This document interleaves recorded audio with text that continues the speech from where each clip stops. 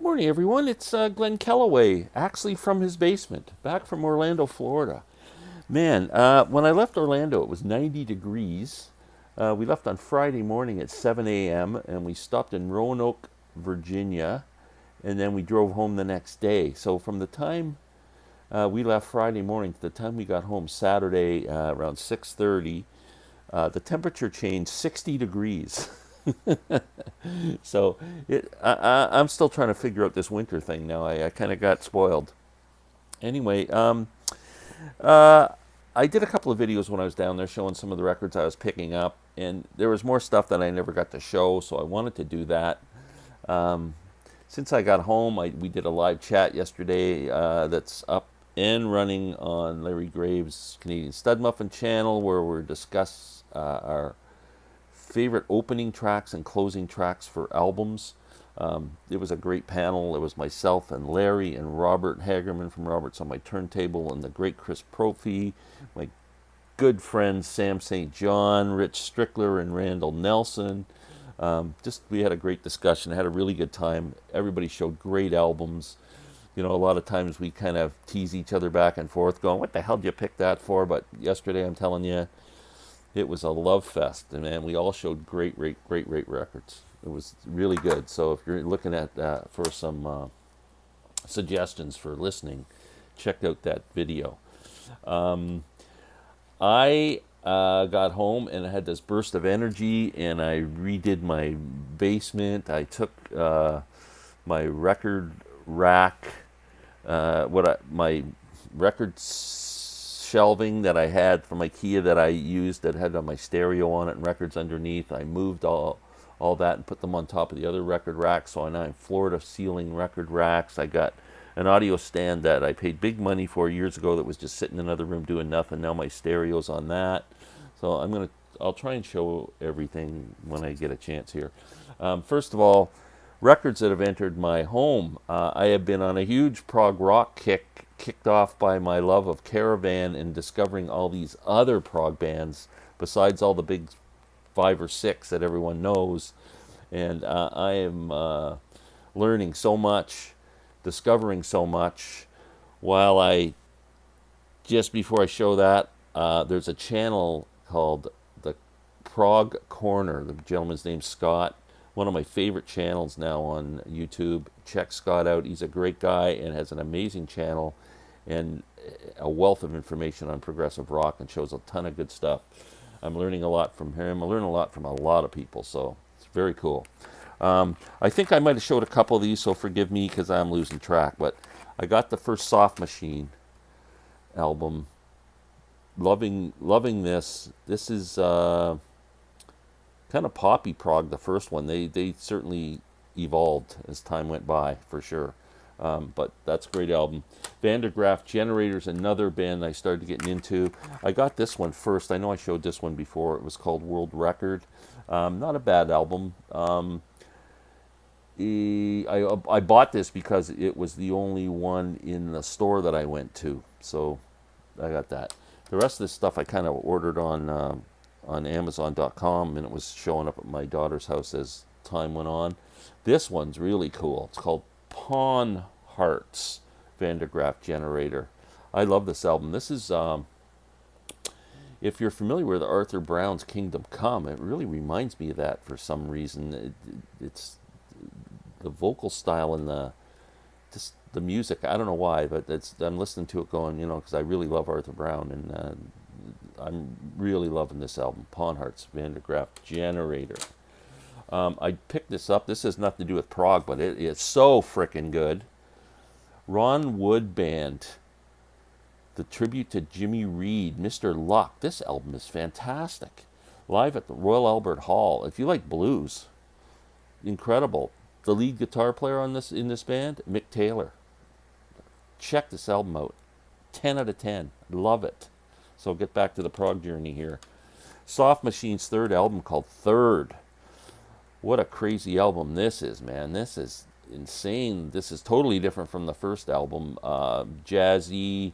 I think there's only one song with vocals on it. There's only 4 tracks on the whole album. All the tracks are like 18, 19 minutes long, but amazing music. Just got this one, my first Marillion album. Yes, Robert, my friend Robert Hagerman from Robert's on My Turntable would be proud of me. This is called Fear, F, everyone, and Run is what it stands for, an acronym. And really cool album. Kind of reminds me, it's very melodic. It's not heavy until the end. There's like a pretty, it starts to build. But mostly, it reminds me a bit of Steven Wilson's solo stuff in a way. Fantastic record. Fantastic. Love it. Got to get more Marillion. Camel Mirage might be my favorite one of what I picked up. Just an incredible, incredible record. This is essential if you're into prog rock. Grab Camel Mirage. Fantastic album. I also got some vinyl. Picked up used records. I love this UK first album. I have never owned it, but I've listened to it, and just a great record. I picked it up for $6 used in really good shape. How can you go wrong with John Wetton on vocals and bass, Alan Holdsworth on guitar, Bill Bruford on drums, and Eddie Jobson on electric violins, keyboards, and electronics. There is the inner sleeve, which is kind of in a bit rough shape, and then there's the label, which is very cool. I haven't spun this since I got home. I haven't spun any records. I've been playing CDs non-stop because I got so many to listen to. I got this UK album too, which I understand is totally different than the debut album. This is, I think the songs are a bit, well, shorter.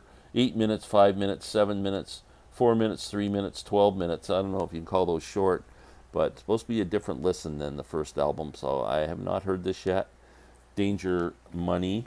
Terry Bozzio took over for drums on this album from Bill Bruford.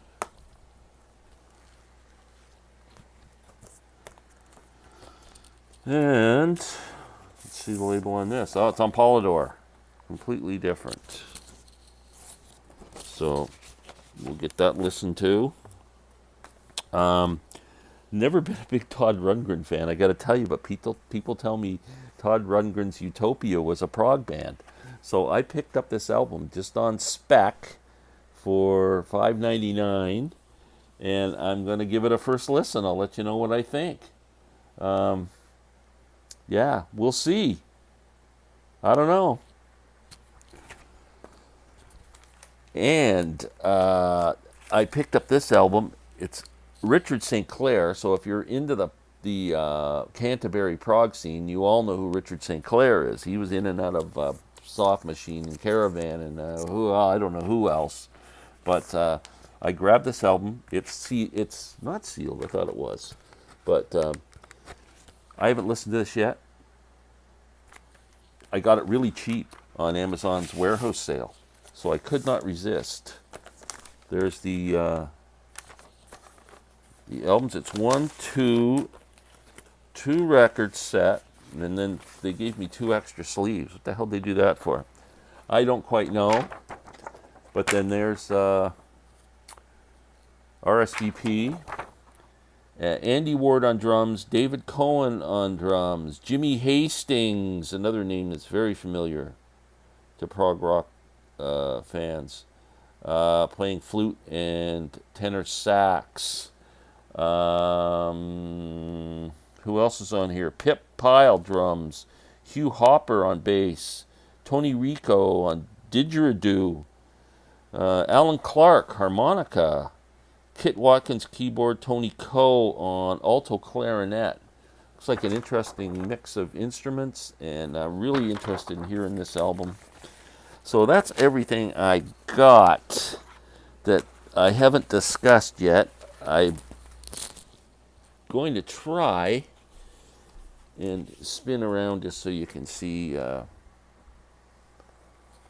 if you can see my new stereo stand.